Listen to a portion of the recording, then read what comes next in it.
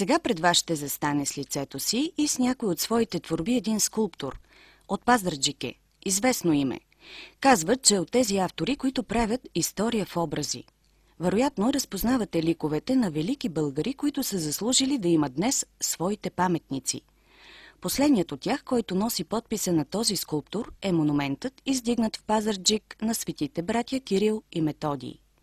Едва ли обаче някога е предполагал, че ще има шанса да създаде една много красива, много фантазна работа, която пак е свързана с нашата, но вече след освобожденска история. И не само. Да застане пред голямото предизвикателство – направата на копие на един от най-красивите фонтани в България – шедьовърът на италианския ваятел Арналдо Дзоки, единствената реликва от първото българско изложение, останала до наши дни. Фонтанът в Цар Симеоновата градина в Пловдив, който вече е на 116 години. Няколко думи за този познат и непознат автор за българското изкуство. Наречен е дивният флорентинец, тъй като е един от най-изящните скулптори, работили в България. И една от най-изящните му работи е именно фонтанът с богинята на земята и плодородието Деметра. Бил е емблема на събитието, заради което е създаден. Първото българско земеделско промишлено изложение през 1892 година в Пловдив. Това изключително произведение на изкуството отдавна се руши. Ръждата го разяжда, красотата му линее. Скулптурните фигурки изчезват, детайлите също. Тъжна е вече историята на този класически фонтан, чийто автор е със световна слава. Прави още няколко творби. По-известните са му паметника на цар Освободител в София, паметниците на освобождението в Русе, в Севлиево, Дряновския манастир, негове надгробието на Стамболов в Софийските гробища. Един много фин, интересен автор, който работи в стила на неокласицизма. Почти всички негови работи, които са в България, са отляти в бронз или чугун. Оригиналът на фонтана е отлят от чугун в Италия преди повече от 116 години. Много майсторска работа, твърди Спас Киричев, много тънък бил чугунът, много прецизно напасването на всеки детайл. Било трудно да се изпълни по този начин днес. Неговото копие е от бронз. Само тази е разликата между двата фонтана, тъй като Спас Киричев се е стремял максимално да се доближи до оригинала. Това копие е един вид втория живот на фонтана на Арналдо Дзоки. Идеята е на ръководството на панаира при това не само да се сътвори отново, но и да заеме своето най-точно място в Централния парк на Пловдивския панаир. Според мен бронза е по-добър материал за този вид работа. Това показва и оригинала и неговото състояние.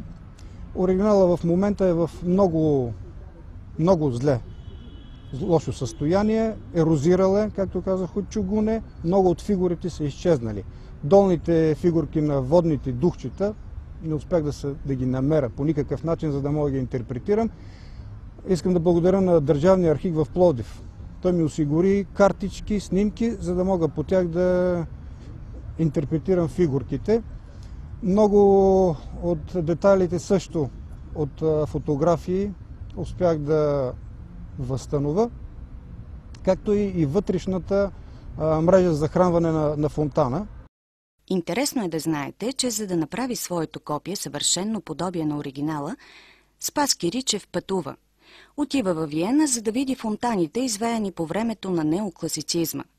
Разбира се, че не се отказва от същите не по-малко красиви, вдъхновяващи гледки и в Рим. Фонтанът копия на Спас Киричев е висок 4 метра и 70 сантиметра, тежи 1350 кг.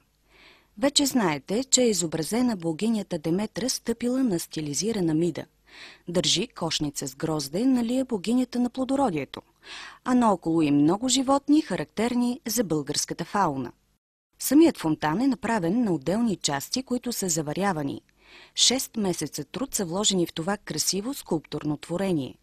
А двата фонтана, които се намират от двете страни на фонтана на Арналдо Дзоки, са вече напълно авторски проекти на Спас Киричев. Вместо Деметра – нимфи. Пак богини, но по-второстепенни. Те пък олицетворяват определена природна сила. 20 вида животни има и в двата фонтана. Видри, чапли, жаби, водни костенурки, тритони, раци, миди, риби, пеликани. Буквално отворил енциклопедията и си избрал видове, които обитават езерата и реките на България. Представил ги в най-характерните им пози, наподобил обичайната среда около тях. Изпитвал истинско удоволствие не само като творец, който ги създава, но и като човек, който много обича животните. И макар на пръв поглед работата му над тези два авторски проекта да имала своята свобода, толкова в нея съществували и вътрешни ограничения. Стремях се те да бъдат в същия стил неокласицизъм, да повтарят малко или много архитектурата на фонтана на Арналдо Дзоки, но същевременно да бъдат по-различни. Те са изцяло по мои рисунки, чертежи и проекти. Изобразяват водни нимфи и много животни, които населяват също фауната, както и растения на българските земи.